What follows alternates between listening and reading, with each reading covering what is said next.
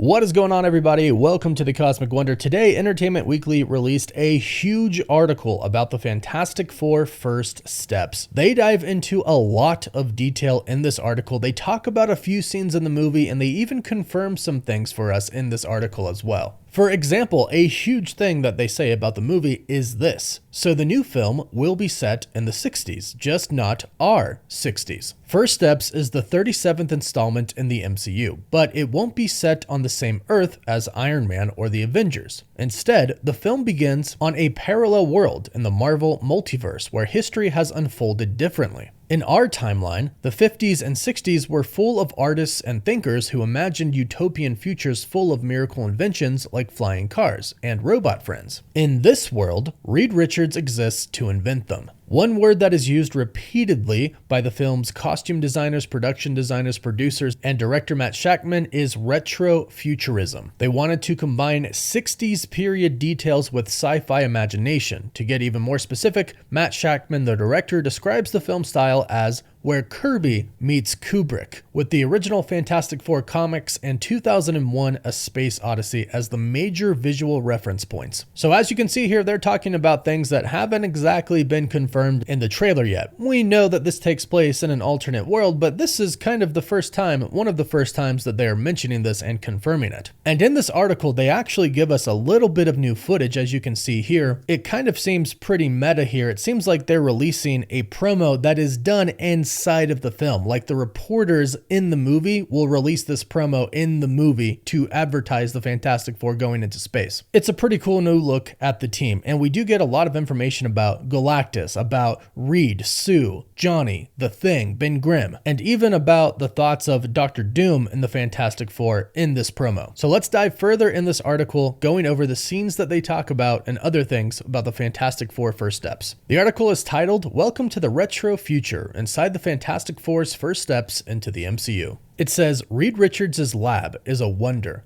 The home base for the smartest man in the universe has been built out in real life for the new Fantastic Four movie and divided into 3 sections, organized by the primary colors. The red room is for research, with tables full of inventions. The yellow room is for thinking, and is thus filled with blackboards covered in complex equations. And the blue room is for monitoring, complete with sophisticated screens and communication equipment. And this is pretty much how it's done in the comics. In the comics, Reed Richards has the 32nd floor, 33rd floor, 34th floor, and 35th floor, all used for different things. The 32nd floor has the medical lab and the library. The 33rd floor is Reed's laboratory. The 34th floor was kind of the actual headquarters, which had the computer banks, monitor banks, the communication center. And then the 35th floor was basically the hangar for all of the Fantastic Four's various ships and vehicles. So pretty comic accurate so far. But the article continues and says, with a setup like this, it's hard to imagine a problem that can't be overcome. Solve everything was once Reed's motto in the pages of Marvel Comics, and the character has done his best to fulfill that lofty ambition, and yet something's gone horribly wrong.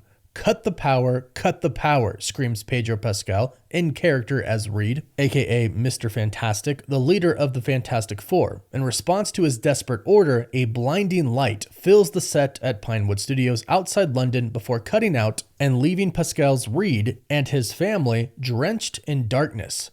People calling, says Ebon Moss-Bachrach, sitting at one of the lab's monitors as Reed's best friend, Ben Grimm, aka The Thing. Indeed, lights are blinking all over, indicating that whatever's causing the power outage is also inspiring distress calls from all over the world. For once, the Fantastic Four are at a loss. We're working on a pretty crucial moment, which in script writing you call the all is lost moment, says director Matt Shakman. The plan that you think is going to work fails, and you have to come up with another plan. The pressure on our heroes is at its highest. Now, thanks to the footage that was shown at CinemaCon, we pretty much know what this scene is about. It's about Galactus. The Silver Surfer comes to Earth specifically to look for the Fantastic Four. She asks if they are their world's protectors, and she tells them that Galactus, the Devourer of Worlds, has marked their planet for death. He is coming to devour it. And we also know that the Fantastic Four are looked at by the entire world. Everybody knows that they're superheroes, everybody looks to them for help. So when things start to go wrong and the Silver Surfer shows up and the news about Galactus arriving gets heard around the globe, everybody looks to the Fantastic Four. And in the footage that they showed at CinemaCon, somebody even asked Reed Richards if they're going to be okay, and he says, I don't know. But then the Fantastic Four ultimately end up giving a speech to the world that says they will protect them. However, what is most likely going on here is they are working on some type of an object or experiment to try and stop Galactus. This could be the ultimate nullifier. Now, in the comics, the ultimate nullifier is not made by the Fantastic Four, although they do use it to defeat Galactus. It's originally created by the Watcher, Mnu. But Uatu, the Watcher, who we do believe is going to show up at some point in time in the actual live-action MCU, directs Johnny Storm to the home of Galactus to retrieve the ultimate nullifier. So perhaps they'll change it up a little bit in the comics and try to have the Fantastic Four create this object. The ultimate nullifier has the ability to completely eliminate any target that the wielder chooses, including Galactus, which is why in the comics, when the Fantastic Four threatened to use it against Galactus, he left. So maybe Reed is going to attempt to build such a device, but clearly he fails at that. And whatever he's working on needs a lot of power, as it's probably making a lot of the city have electrical blackouts, which is why everybody starts to call after the failed experiment. Again, a moment that they call the all is lost moment, which they dive into after specifically going over some really key details about Reed and Sue. When talking about Johnny Storm and the Thing, they do mention that they are incredibly smart, and they are going to be different adaptations of the character. In fact, the whole entire movie is kind of going back to the roots of the Fantastic Four and not trying to do what previous Fantastic Four movies have done. The article states, cosmic radiation grants Reed the ability to stretch his body in all manner of ways, but his brain is even more impressive. The whole retro-futuristic aesthetic of First Steps is made possible by his inventions, and Shackman describes him as a combination of Steve Jobs, Albert Einstein, and Robert Moses. So Reed Richards, again the smartest man alive in the universe, has actually created this retro-futuristic universe. He has made all of these crazy things that were only imagined at the time into a reality by inventing them. But it continues to say Sue has accomplished just as much in the political realm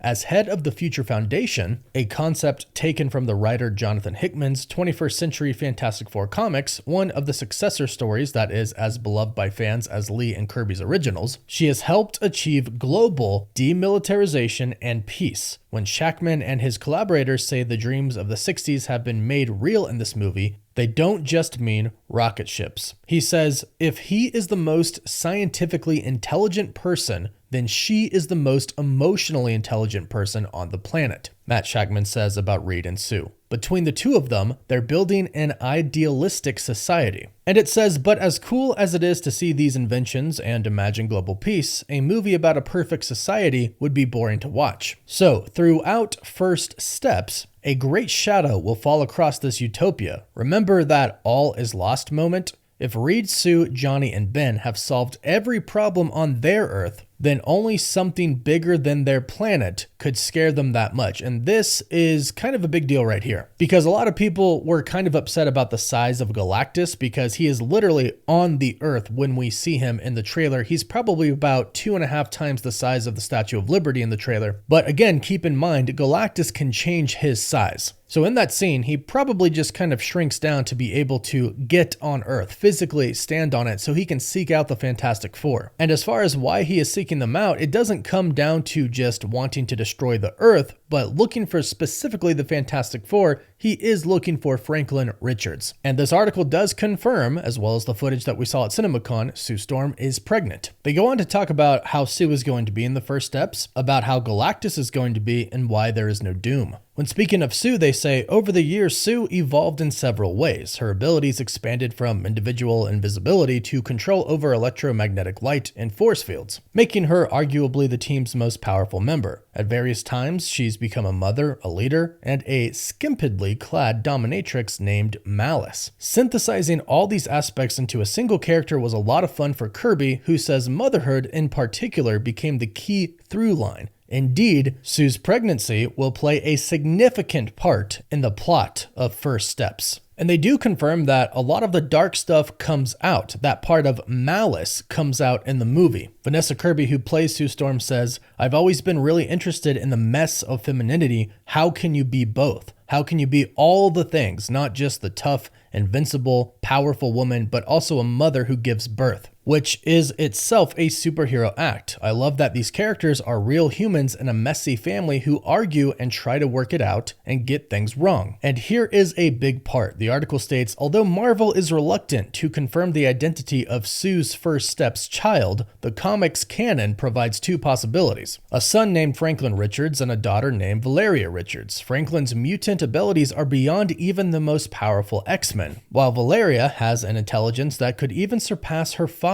As a result, the cosmic beings of the Marvel Universe make a point of keeping tabs on both of them. Franklin, in particular, has long been a subject of fascination for Galactus, the devourer of worlds, who does indeed come calling in First Steps. So we had heard the rumors, we had heard the plot leaks already that told us Galactus wants Franklin Richards, and this pretty much confirms it right here. We mostly theorized that Galactus wants Franklin for his ability to create universes. With Franklin in Galactus's palm, he could essentially have an unlimited source of energy. But of course, the Fantastic Four aren't exactly going to give up their son. And the article says, Reed has figured out space travel and invented robots and flying cars, but how much of that will help when a massive space god comes to eat the Earth? Pedro Pascal says, it is definitely a scale of threat which Reed has never experienced. Even the smartest man in the world is awestruck by a being that outdates his understanding of time. And here's where Galactus fans and Fantastic Four fans should feel a bit relieved here. The article says, when Galactus was brought to the screen in 2007's Fantastic Four: Rise of the Silver Surfer,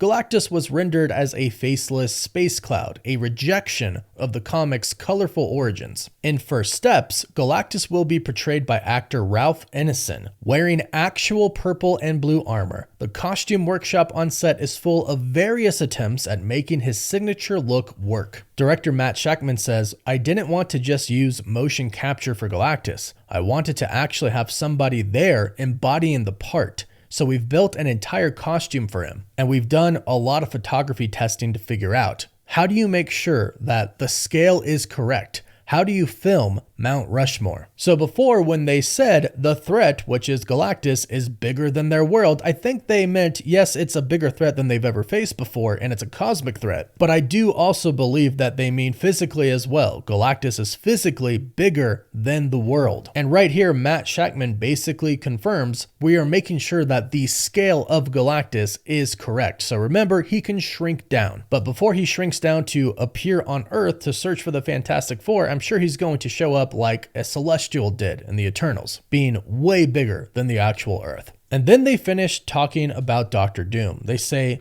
positioning Galactus as the antagonist also distinguishes First Steps, since previous Fantastic Four movies all started with Doctor Doom. It's an understandable impulse since Doom is perhaps the most iconic supervillain of all time, but Marvel's upcoming plans for Robert Downey Jr. as the character freed Shakman to try something else. Shakman says, Doom's a great character, but he takes up a lot of air. Other adaptations have done both an origin story and Doom. We're doing neither. And that allows us to look at them from a fresh perspective. So no Doom, or at least not a focus on Doom. I still do believe Doom might make a cameo appearance, or if not, he will be in the post-credit scene, because you gotta build up Doom somehow going into Doomsday. But it really does seem like they just focused on the Fantastic Four, Galactus, and the Silver Surfer for this, and focused on making it a different and better Fantastic Four movie than we've ever seen. And to me, every piece of new information we get about this movie, every new promo, every new look, makes me even more excited and gives me more confidence in this movie. But go ahead and let me know how you feel in the comments down below. Are you excited for the movie, and do you think it's gonna be fantastic? Let us know, and don't forget to like this video and subscribe so you don't miss out on any of the latest Marvel news, rumors, or leaks. You can find us on TikTok, Instagram, Twitter, and Facebook. And as always, thank you all so much for watching. Woof woof.